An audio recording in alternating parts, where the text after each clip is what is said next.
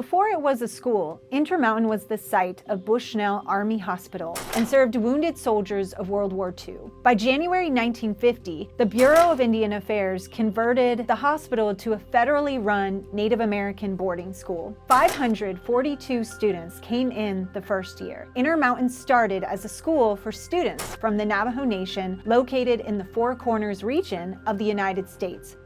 I am the daughter of a Dene boarding school survivor, and I am the descendant of multiple Native American boarding school survivors or alumni, depending on however they identify themselves. In 1974, Intermountain opened to all Native American students, with up to 100 tribes represented. When I first came here, I was 10 years old. They had a whole bunch of buses that were lined up that they brought us from different agencies. And I came from Chinle Agency. That's where I was born, in Chinle, Arizona, on the Navajo Reservation. The most I like about Intermountain is when I first came here, I was lonesome. I didn't know what to do. And I have a lot of support throughout the teachers and a lot of staff. But I'm so grateful at, 15, 16 years old, Intermountain had taught me how to do a lot of things in life that helped me to be responsible for myself. Intermountain hired Alan Hauser, the famous Chiricahua Apache artist, who was the artist in residence and art teacher at the school from 1951 to 1962. Hauser painted murals in high-traffic areas such as the gym, cafeteria, library, and dormitories. These paintings by Hauser were incredibly empowering for the students. They showed them that their culture was important enough to be placed on a public wall. We had a lot of artwork at the school that we would learn to enjoy, just learn how to do a plant or, how to draw a horse or something like that, that the teachers would take their time after school to teach us to learn something to enjoy. So all the artwork that was in the auditorium was very special. You should just go over there and look at it and see how it was painted and all the different color that was mixed and all the detail that was put into it. A lot of it had to do with like Navajo riding horses, the desert. It reminds you a lot of the home site back where I came from.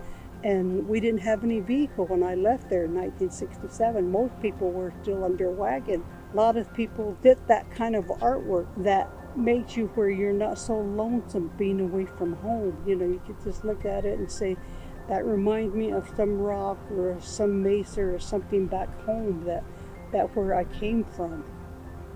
I joke that I learned art from the kids, because at first I was trying to teach Renaissance art history kinds of stuff, and these kids were not so interested. I believe that Intermountain may have been different from other boarding schools because so much of the faculty, the staff, were natives.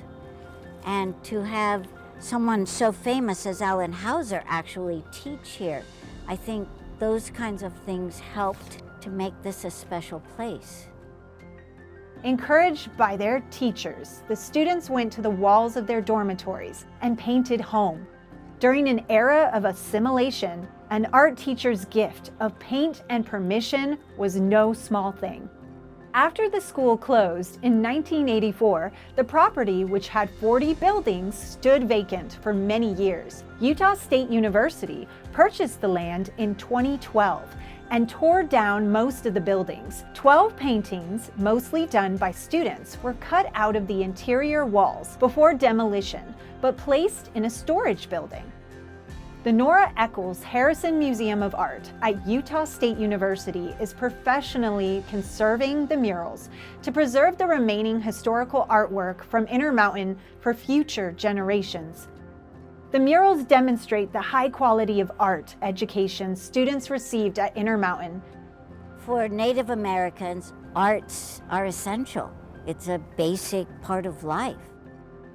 They were not just blank slates to be brainwashed, assimilated, and detribalized, to have their connections to home erased. The students revealed their critical thinking and that they were sustaining their ties to home and their homeland. The artwork that flowed from Intermountain Indian School shows a creative genius and students' resistance to shedding their identities as Native Americans.